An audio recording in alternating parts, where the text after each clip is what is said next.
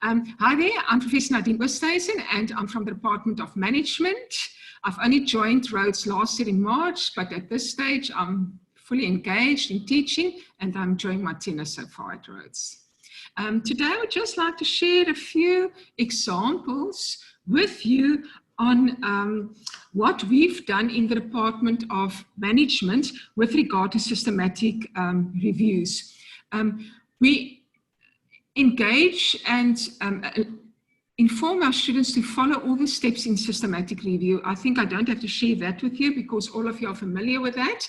But I want to show you here the three frameworks or three outcomes that we have in the department with regard to systematic reviews. First of all, the first outcome can be a conceptual theoretical framework. The second outcome can then be a hypothesized model. And then thirdly, a list of best practices, which can all then be presented in light of an identified research problem. I think, Sue, at this stage, it is important to note that these are the three outcomes that we have done in Department of Management. There's, of course, many others and many other ways that we can approach it. But in our discipline at this stage, this is what we have done and explored in the Department of Management. The first example I would like to share with you, I'm going to share with you three examples. The first one is where the outcome was to develop a framework of factors. And the title of the study was the following: Factors Necessary for Secured Investors Towards Foreign Direct Investment Ownership Transfer in Special Economic Zones, a proposed framework, with the emphasis on the framework. I'd just like to share some aspects of the research methodology to show you what is the approach that we follow. We always must say that it follows a qualitative desk research approach or a qualitative systematic review approach. And of course that an extensive literature review was required to develop the framework of factors to now get to the fact that we want to develop this model or framework then. Secondly, we always say that they must indicate clearly where they found the literature, and then to ensure the credibility and enhance it, they must also explain to us what is the inclusion and exclusion criteria. I will come to that later on. But in this specific study, based on the content and the thematic analysis that the student engaged in, it became clear that there were three important processes that need to take place for FDI ownership transfer. And this was then detailed due diligence, investment structuring, and investment negotiation process. For this reason, then, all the literature discussion then only focused on these three processes. But that only transpired after they did an intensive review of the available literature. The outcome of this study in the ending for the student was a proposed theoretical framework on factors influencing FDI ownership transfer, as indicated now in this table.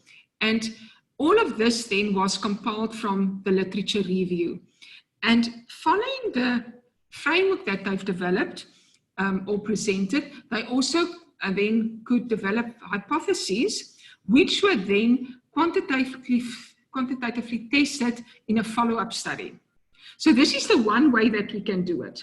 So the students go and they analyze the literature, etc., go through all the steps, and then they present a framework at the end that can be quantitatively tested in a follow-up study.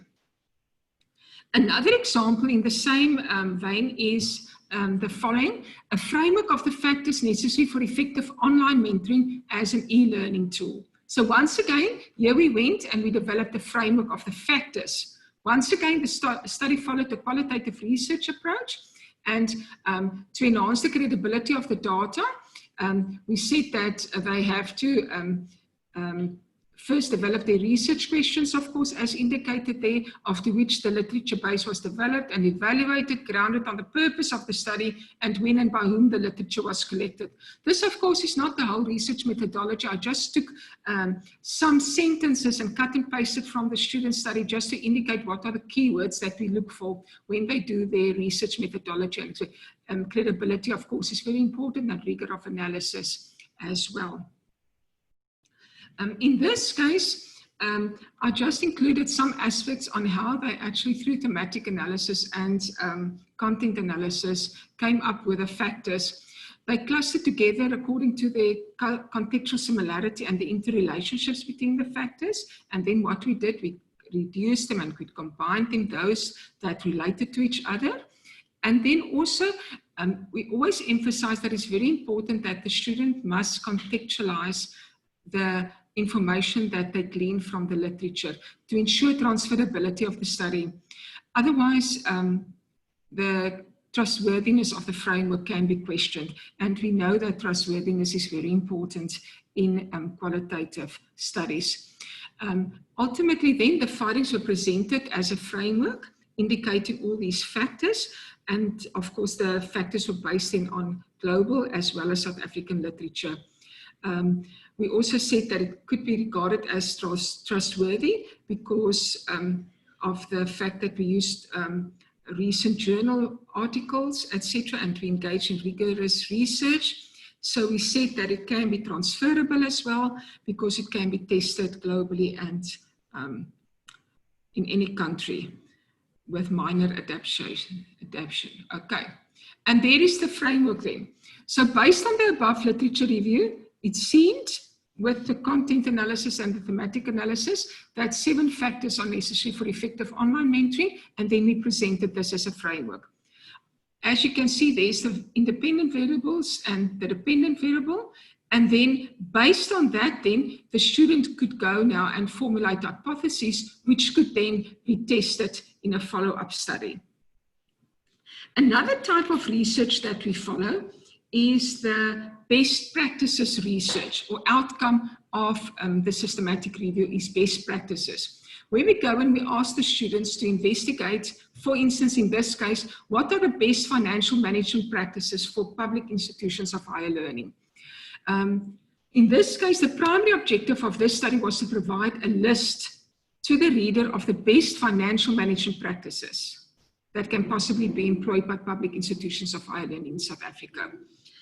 Some of the secondary objectives of this study then was, I just used this as an example to show how they framed their secondary objectives, to conduct a systematic literature review, to provide a list of best financial management practices, which is ultimately the outcome, and then to suggest ways in which the list of best practices could be incorporated at public institutions of higher learning to ensure financial sustainability.